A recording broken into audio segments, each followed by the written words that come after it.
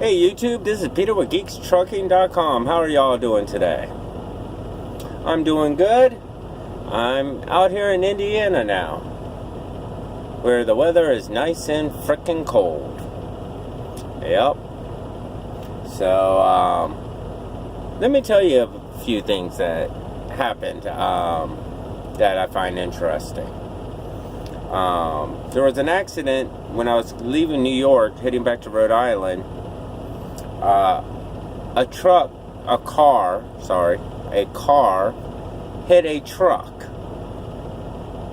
And it looks like the car rolled a couple of times and the guy died. The truck driver was already cleared that it wasn't his fault, which is good. The guy was in a red Mustang. I guess something to the point of he was weaving in and out of traffic, and the truck driver was trying to get back over to the right lane. And the Mustang thought he could outrun him. Well, it doesn't work that way. Four-wheelers need to take note. Trucks aren't something to mess with. We don't want to mess with y'all. We don't want y'all messing with us. But push comes to shove, and there's an accident, you're more likely to die than we are. Just keep that in mind. Well, now, with that being said, once traffic started moving and everything, there was a construction zone also. The left lane had to merge into the right lane, my lane. And all of a sudden, nice and clear all the way up. Now, mind you, I've been sitting in traffic for 2.5 hours. Bumper to bumper, not moving, 2.5 hours. And all of a sudden, all of these cars, about 7 or 8 of them, zoomed ahead to cut in line. Y'all know what I'm talking about. Y'all know I hate that. You hate it. Everybody hates it. Because, damn it, if we gotta stay in line, wait your damn turn. Well, anyways, there was another rig behind me.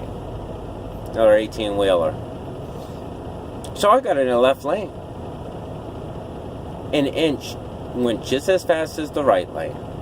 And the tractor behind me, the truck behind me, stayed just far enough back so when I got all the way up to the top, I could get back in line. Basically, we stopped people from shooting ahead of us. That made my night.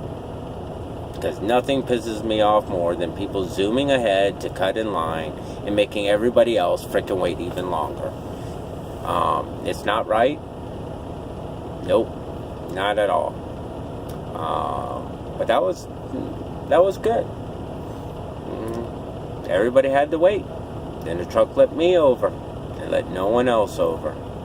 That's the way it should be done. Now, last night I stopped in Pennsylvania. I was halfway through Pennsylvania, and right now I stopped again, and I'm about 50 miles from Illinois, on my way to Washington, of course. With all the mountains and all the damn red lights I ran into on this, I think it's US 30. All the complete stops I had to come to because of this damn red lights. I still was able to pull off 597 miles today. Not bad, all considering. But in all honesty, if I had no red lights, no mountains, I would hit about 680 to 720. But that's trucking, so I'm happy with the 597. Can't complain too much about it. Outside of that, it was pretty easy going today. I'm hoping tomorrow will be pretty easy going. Now since I'm out of the mountains. One thing I am excited for is I'm going through South Dakota. That's right, South Dakota. And I believe, correct me if I'm wrong, but I believe That's where Mount Rushmore is. And if I go anywhere within 100 miles of Mount Rushmore, I'm going. That's one of the landmarks I have always wanted to see. I'm not interested in climbing it. I'm not interested in going in, doing the sightseeing. I want to see it. I want to make a video with it in the background. That's another reason why I stopped so early. I still had an hour and a half of driving. I could have probably pulled off another 90 miles, which would have put me at 690. But I want to make sure I hit Mount Rushmore during the day, and I'm not 100% sure exactly where it's at. But if it's within 100 miles, 75 miles, yep, I'm going to go. I got 5 more days to deliver this load, and it's only 2.5 days left of driving for me. So I'll have the time to go, and I'm going to go. But South Dakota is another new state that I'd never add that to the list. That's number, I believe, 32 or 33 states that I've been to since October 4th, 2018. And right now it's December 29th, 2018. So 31 states in a short amount of time. I've seen a lot of this country now. There's a lot of open land. A lot of things I would never have seen before. So I am completely happy with my choice of becoming a truck driver and walking away from IT. The money's really good. The scenery can't be beat. The only downside is I do miss my family. And that's a big downside, people. But I got a 5-year plan. I'm going to stick to that 5-year plan. Come hell or high water.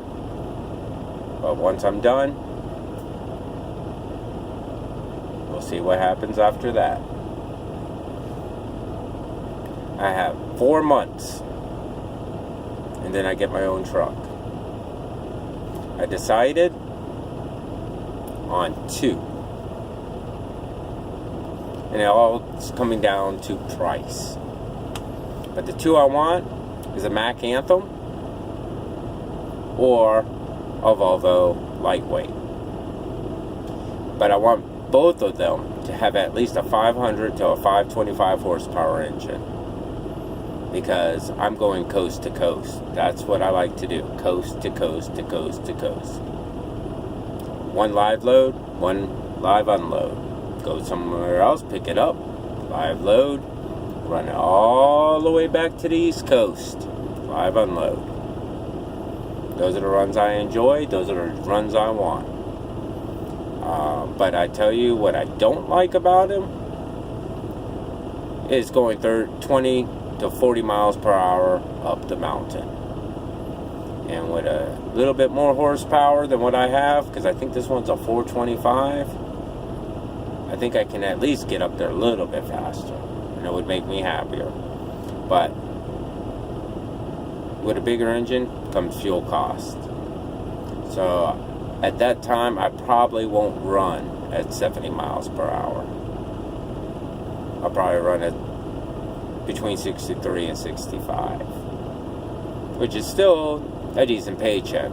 And because of the bigger engine, I'm hoping that the fuel will be about the same. But anyways, YouTube, from Indiana in this cold ass clear weather, y'all have a great night. Please subscribe, give me a thumbs up, thumbs down, leave a comment, share my videos on multimedia. So especially if you know anybody who is thinking about becoming a CDL driver or has just become one, a rookie like me. A few months, I think about 25 to 27,000 miles in a few months. So that's awesome, folks. But anyways, y'all have a good night. Talk to you later.